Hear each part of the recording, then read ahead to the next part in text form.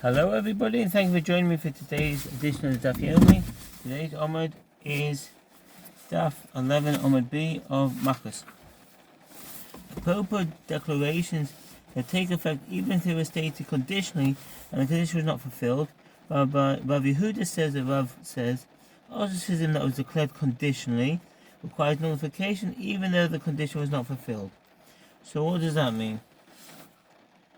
Nidar al Tanai. Ostracism that was declared conditionally. Ostracism that was declared conditionally, even if one ostracized himself, must be rescinded even if he fulfilled the condition, in according to the statement of Rav Yehuda. The Rambam maintains that if one is a Torah scholar, he may rescind his own ostracism. The Rava disagrees, noting that Judah did not rescind his ostracism. Shulchan writes that it is specifically when the person in question is uncertain whether he will be able to fulfill the provision of ostracism, that the ostracism must be rescinded. But if he is certain that he can abide by the provision of the ostracism, it does not require rescinding, in accordance with the opinion of Rabbeinu Tam. And that's from the Rambam Sefer Mother Hilchot Torah 7:11, Shulchan Aruch Yodea 3:34-30. From where do we derive this? It's derived from Judah, as it is written with regard to his request that his father allowed the brothers to take Benjamin to Egypt. If I did not bring him, I would have sinned to you for all days. Genesis 43:9. I remain ostracized as a sinner. And Rabbi Shmuel ben Namani says that Rabbi Yonatan says, what is the meaning of that which is written, let Reuben live and not die? Deuteronomy 33:6. Followed immediately by the verse, and this for Judah. Deuteronomy 33:7. Why was the blessing of Judah linked to that of Reuben? Throughout those 40 years, the children of Israel were in the wilderness. Judah's bones were rattling in the coffin, dispatched from one another, because the ostracism that he declared upon himself remained in effect, until Moses stood and entreated God to have mercy upon him. Moses said before him, Master of the universe, who caused Reuben to confess his sin with Bilhah? It was Judah. Judah's confession to his sin with Tamar led Reuben to confess his own sin. Moses continued, and this is for Judah. Hear God the voice of Judah in Deuteronomy 33:7. At that point, his limbs entered their designated place, the Shafar. Some maintain that this is from the Greek suprae, however you say it, meaning bin, and no longer rattled. But the heavenly court would not allow him to enter the heavenly academy. Moses continued and bring him to his people in Deuteronomy 33:7, so that he may join the other righteous people in heaven. That request was granted, but Judah did not know how to engage in the give and take of halacha with the sages in the heavenly academy. Moses continued, his hands shall contend for him. Deuteronomy 33:7. That request was also granted, but Judah did not know how to resolve any difficulty raised to reject his opinion until Moses prayed, and you shall be a help against his adversaries. Deuteronomy 32:7. The Mishnah enumerates those high priests whose death facilitated the return of unintentional murderers to their homes from the city of refuge to which they fled.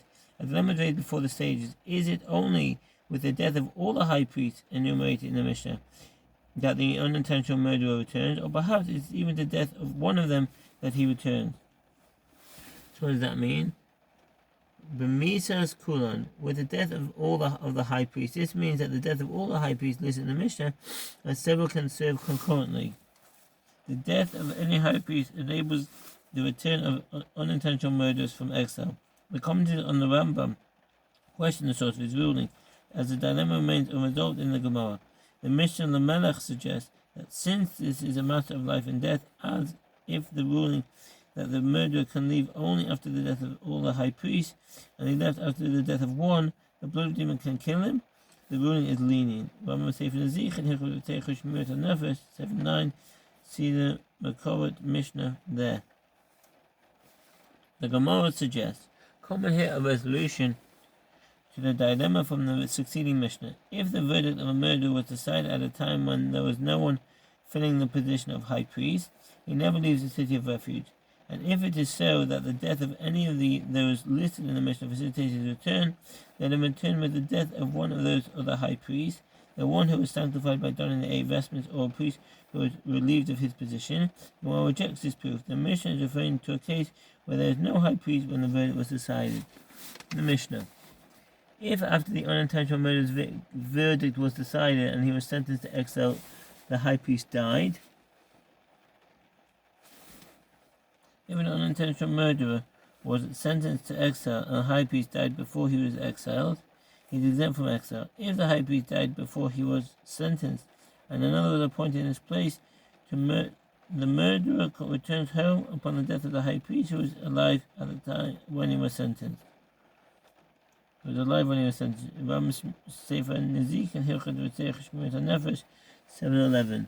He is not exiled, as the death of the high priest exempts him from exile. If it was before his verdict was decided that the high priest died and they appointed another in his place, and thereafter his verdict was decided, he returns from exile with the death of the second high priest. If the verdict of a murderer was decided at a time where there was no high priest, and likewise in cases of one who unintentionally killed a high priest, and in the case of a high priest who killed unintentionally, the unintentional murderer never leaves the city of refuge. An unintentional murderer who was sentenced to exile when there was no high priest, or the unintentionally murdered the only high priest, or in the case of a high priest who was unintentionally killed a person, he is exiled and must remain in the city of refuge for the duration of his life. 7:10. An exiled unintentional murderer may not leave his city of refuge, not even to perform a mitzvah or to provide testimony in a monetary or capital case. He may not leave the city of refuge to save a life with his testimony or rescue people from invading troops, a flooding river, a fire, or rock slide. Even if the Jewish people require his leadership in order to be saved, as in the case of Joab ben Zeruiah, he may not leave the city of refuge until the death of the high priest. If he leaves the city, he is in danger of being killed by the blood of demons. 7:8. And one who is exiled may not leave the city at all, either for testimony relating to a mitzvah,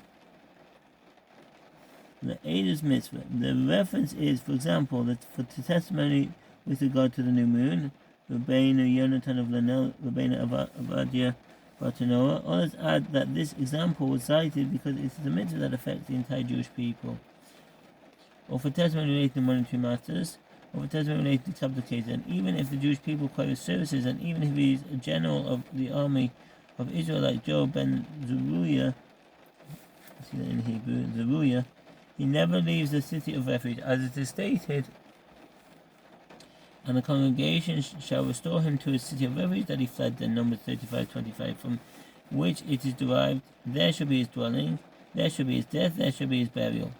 The Mishnah continues, just as an unintentional murderer is admitted to a city of refuge, so is he admitted to its outskirts, located within the Shabbat boundary.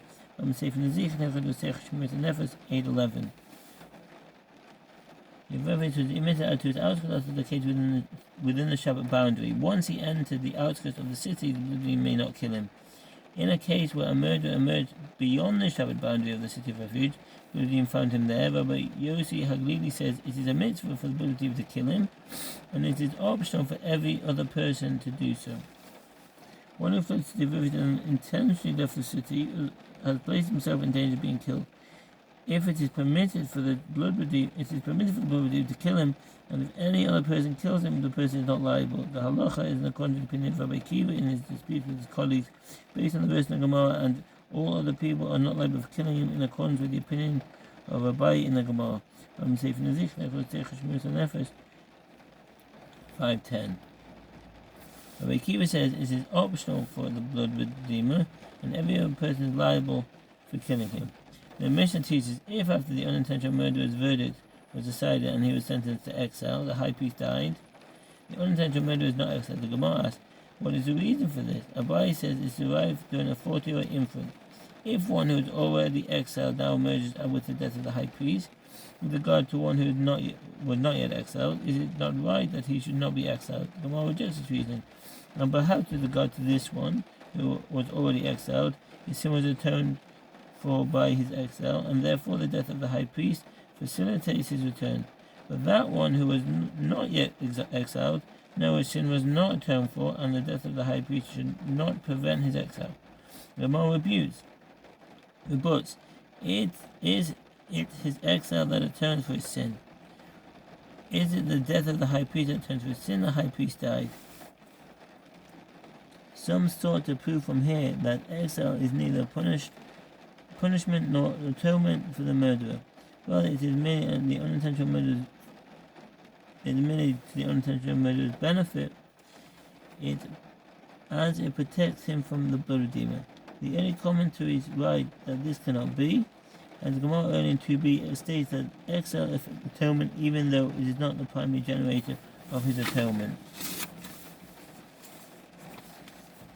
The Mishnah teaches, if it was before his verdict was decided that the high priest died, and they appointed another in his place, and thereafter his verdict was decided, he returns with the death of the second high priest. The Gemara asks where these must derive. Rav Kahana said that they derive from a verse.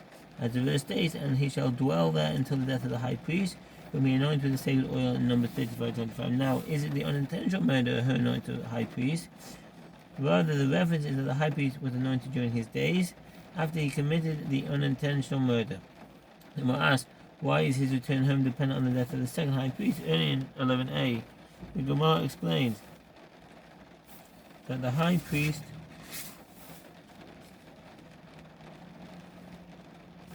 bears a share of the responsibility for unintentional murderers, as he should have pleaded for mercy for his generation, and he did not do so. In this case, as the high priest in question was appointed only after the murder transpired, what could he have done to prevent the unintentional murder?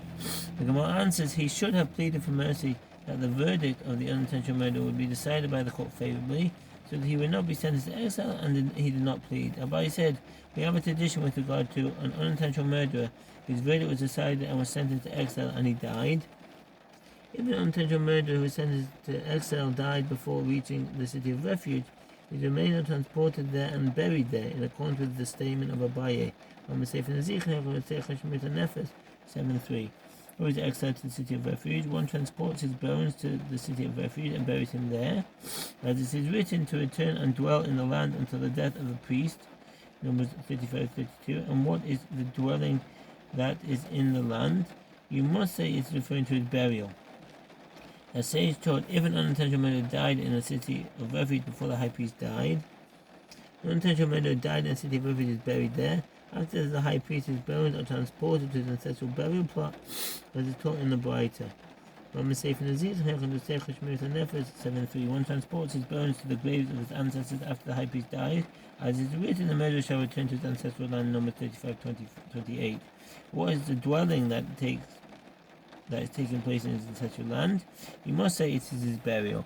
The Gemara cites a dispute with regard to a case where the murderer's verdict was decided, i.e. was sentenced to exile, and the high priest filling the position at the time was deemed the son of a divorced woman. The Rambam rules that if one was sentenced to exile, and the high priest serving at the time was disqualified from the priesthood, e.g. if it was discovered by the son of a divorced woman, or the son of a late, his priesthood is negated, and the status of the murderer is that of one who was sentenced at the time when there was no high priest, and therefore the murderer may never leave his city of refuge.